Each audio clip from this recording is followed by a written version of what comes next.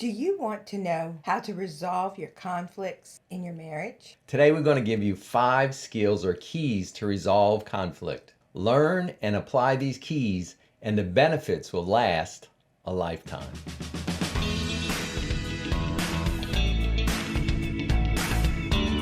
Welcome to I Have a Voice. This is HollyKem Sunseri. I'm Dean Sunseri. We've been married many years.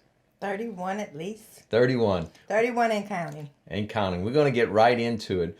What are the 5 keys to resolve conflict in marriage? The first key is assertive communication. You need to master assertive communication. And we define this as direct, honest, and loving communication. All 3 words are very important, right? Right. Direct, honest, and doing it loving. I didn't say direct, honest, and angry, or direct, honest, and hateful. No, it needs to be loving. And there's 2 extremes away from assertive. One extreme is passive. Passive is when you're offended and you don't have a what? You don't have a voice. When you're aggressive, you're offended, and then you do something to violate your partner. Right, you roar like a lion. So our question for you is, you give us, let us know in the comments, is if you were to err away from assertive, do you err towards passive? Right. Or do you err towards aggressive? If you're aggressive, you need to pull it back some. If you are passive, you need to what? You need to have a voice. Have a voice. Which one are you? I err a little bit more passive. What about you? I are aggressive. But in my mind, I'm very aggressive. Yeah. I just don't allow it to have my tongue in my mouth. So that's an important skill, right? In being assertive, Yeah. is that you can't say everything you think. That You could go to jail. Yes, you have to be a good translator. Even Yes. though you're going from English to English, you're going from Yes. abusive English into healthy English, right? Extreme. And if you're passive, do you have things you're being said in your head? Of course. Oh, yeah. You just keep it to yourself. Yeah, and it often, No if translator. it's not talked Mute. out, it will be acted out, right? Exactly. You become a mute with many actions. Yes.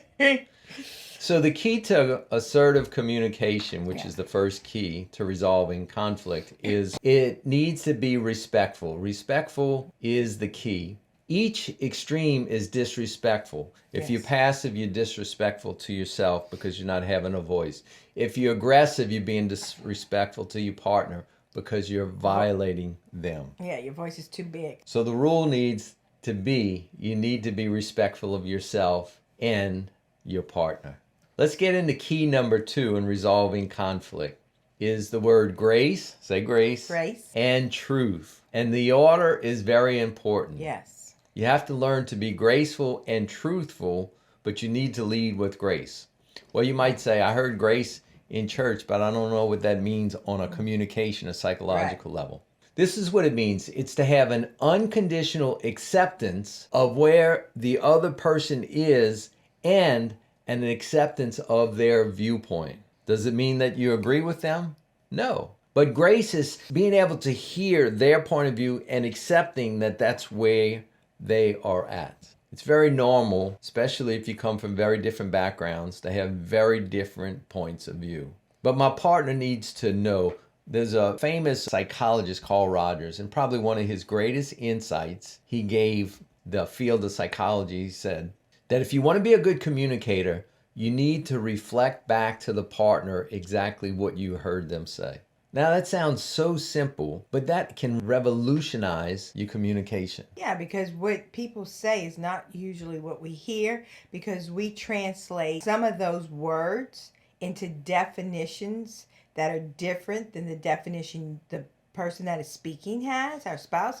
So all of a sudden I start to react to the definition that I think that word means versus the definition that you were trying to communicate to me.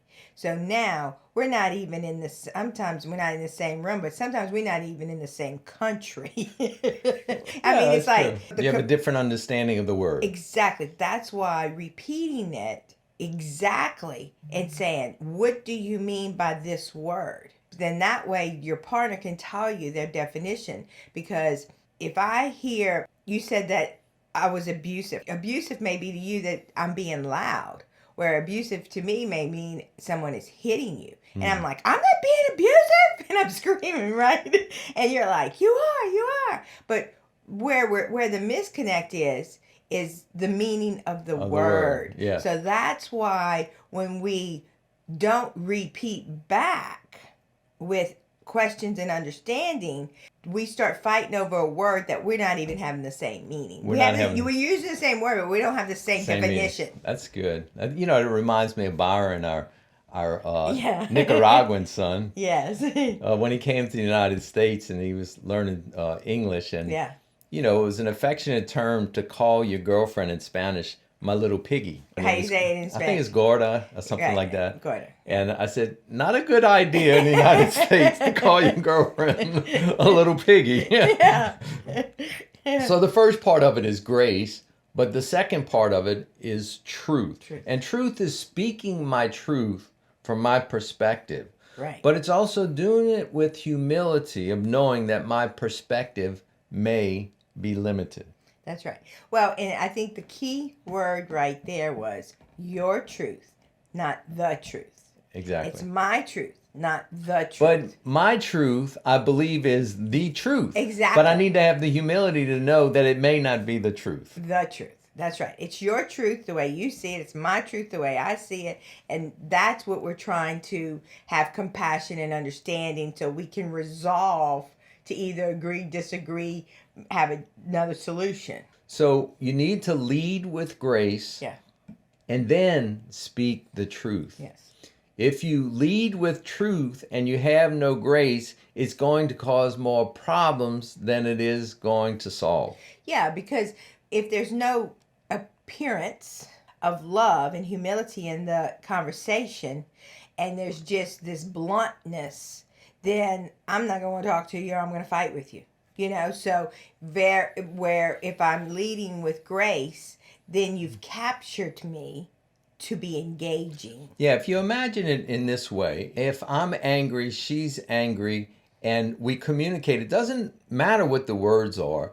If the emotion is attack and resentment, right, and it's attack and resentment, that's going to increase. Yep. If the emotion below whatever I'm saying is kindness, but I'm doing it with the best clarity as I can, and she responds with kindness or love or with grace, but still telling the truth, that will de-escalate the situation. So there's this game inside the game that's escalating it. Doesn't matter what you say. It's your facial expression. It's the emotion you're projecting.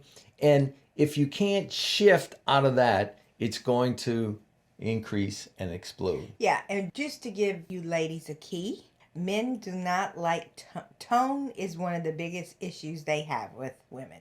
It's true. Tone, you could be saying, I love you, but if you say, I love you, they can't handle it.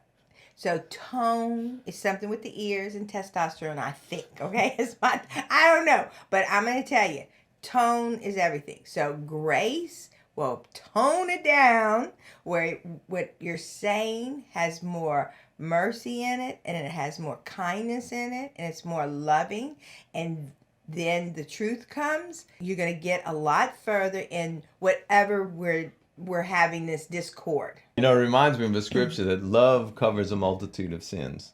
Mm-hmm. And I think that there's lots of truth to that, is that when I'm loving, even when I humanly mess up, I'm not talking about the majors, I'm talking about the minors, there's so much more easier to work through if that's being communicated at a lower level, right? Mm-hmm. So let us know in the comments, what are the arguments that you have a hard time resolving? I'm interested in this because sometimes people couples argue about anything, and every subject is an argument. But sometimes there's a cyclical argument about a certain topic. So when you think about you trying to resolve arguments with your spouse, is it typically a cyclical thing? We always argue about money, but everything else is good. Or is it about any topic? Let us know in the comments. I'd be interested in hearing what you have to say about that. The third key to helping resolve conflict is to have a win-win solution. Win-win is different than win-lose. When we have a conflict, we both want to try to get our way. Somebody wants to be right. Someone wants to be right. That's right. So someone's got to be wrong. The only way to truly win in a marriage is for both to win. That's right. Because who wants to be married to a loser? Yeah, if you have a win-lose situation, Right. Somebody's the loser. someone is the loser, and now I have to deal with the loser. Right. I'm bound to a loser, so I'm a loser. Look, Right. there's truth to the fact that the two become one. That's right. We become one. So we exist independently, but there's a reality that we are combined together. And can you imagine your right arm beating the heck out of the left arm? And when the right arm beats the heck out of the left arm, and the left arm needs to go to the hospital and get repaired, to think that I won? Right. Exactly. What did I win? A hurt arm. A hurt arm. When you win over your partner in an Right. argument, it's like the right arm has beat up the left arm. Yeah. You don't win. So realize that you need to have a win-win solution. And we suggest you keep talking it out until you can reach an agreement. And as part of a win-win solution, you need to propose a solution that actually fights for what your partner wants. My partner wants something, I want something else. We're both arguing. How can we both think about coming up with a proposed solution that includes, I need to fight what she wants, she needs to fight for what I want. And I promise you, in that space, We'll find a solution. we'll find a solution. Let's go to the fourth key. The fourth key is to learn to say, I apologize. I apologize. Yes, it's a very difficult word. It should be part of the wedding vows. I promise to apologize. I think that would be great as part of the wedding vow. Well, it's one of the hardest things to say. I love you's easy. It's hard for you to say? Sometimes it Sometimes is. it is. Yeah. Sometimes it is. Yeah. So in an argument, typically both parties have crossed the line of unhealthy behavior. Yes. Right. So get the focus off of what your partner did Yeah. and get it on what you did, Right. even if it's in reaction to what she did. Right. Own that, give voice to it, and say, I apologize. Look, practice. Look in the mirror. I apologize. I apologize, honey. I apologize. I apologize. I apologize. I apologize. I apologize. Oh, I like that. You see, it just makes me feel so much more at ease. Look, when you take responsibility for your part, you own your part, you apologize. Often it will shift the momentum of the conversation. Yeah. We have two different directions, escalation and de-escalation. When we're not getting along, when we're arguing about something, we want it to de-escalate, right? Right. I was just thinking that a lot of people, we're on different pages. So they just want to jump to a new book. It's like, no. We're going to go to a whole new chapter here. And we're going to start and rework this chapter, okay? So, yeah, they just want to go, we're on two separate pages. Let's just go to separate books. Look, just try this next time you're in an argument that you can't resolve. Think about what is it that you're doing to contribute to it. Right. It may be something you're doing or not doing. I'm ignoring you. Right. I'm isolating and not talking about it. Or it might be I'm saying mean things. I'm cutting you down. I'm doing these things. Stop and say, listen, honey, I'm sorry for cutting you down and saying demeaning things because I'm upset. It's wrong. I apologize to you. Right. See what it does to the conversation. She might say, yeah, you're right. You're doing that. But I'm telling you, it's going to shift the momentum. So a question we have for you, is it hard for you to apologize? If And it why? is, say it 10 times. Yeah, learn humility and apologize. You master those two words from an authentic place. Yes. And I promise you, it will significantly help you resolve your conflict. Let's get into key number 5, is to use the word Time out. time out. You know, in sports, we have timeouts, right? Yeah, like in the hockey box. Oh, They that's put you a in great one. they put The you in penalty box, yeah. Yeah, they put you in the penalty box. I love that. When 3 I saw minutes that. to cool off. Cool off, baby. I love that. I could have put a lot of people in that penalty box in my lifetime. when we And I put myself in that penalty box because I don't want to say things that I have to apologize for. That's true. So I put myself in there. Whenever we work with couples, we always integrate in their communication to have a rule called timeout. And what timeout means is that if you call timeout, the rule, for example, would be it would be an hour of no conversation about that particular subject. And you would go off to your corners and cool off. And then whoever calls timeout would be the one an hour later to re-enter and reinitiate the conversation that we were having. So if you had to stand still in an argument, if it's escalating, or you are violating or about to violate fair fighting rules, call timeout. The benefits of timeout is that you cool down, you can get a different perspective, it unlocks you to break out of stuckness. Right, and it keeps you from having to apologize for something that you wish you wouldn't have said. Yeah. Or did. Yeah. Yeah, because some things you can't take back. So you talk to your partner and you say, listen, can we work on agreeing to have this timeout rule? Yeah.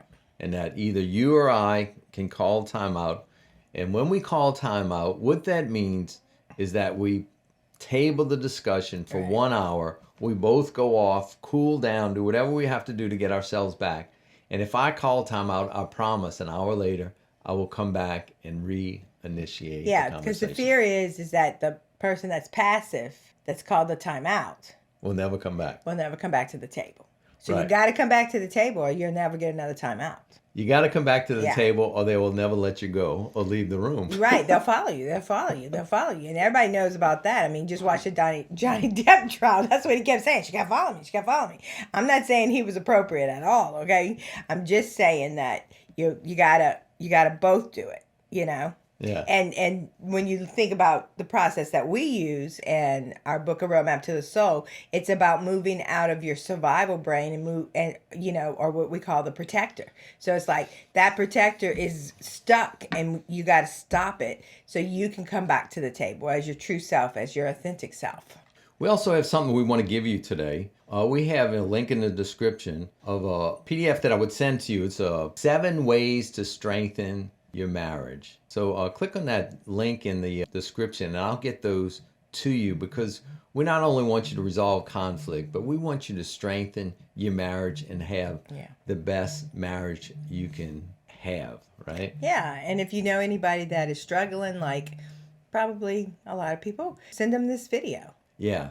And we have a bonus key for you also. Look, if you're stuck in a cycle going through the same arguments over and over again, we recommend see a counselor or a marriage coach. If you learn these skills about resolving arguments, they will last a lifetime. They will last a lifetime. So if you invest 2 or 3 months in learning a new skill, that skill will be with you for the next 20, 30, 40, 50 years of however long you're going to be married to your spouse, and it lasts a lifetime. It's a worthy investment. Yeah. Hey, thank you for watching. We have an exciting new program called Transform You. It's an online coaching program for individuals and married couples. It's been transforming so many lives. And if you're interested in learning more about that program, check out this video and it'll give you an in-depth understanding of who HollyKem and I are and also about Transform You. Thank you for watching and please subscribe to our channel. If you want more information about Transform You, click on this video now. And also, if you'd like to book a call to join Transform You, check the description below and book a call today. God bless.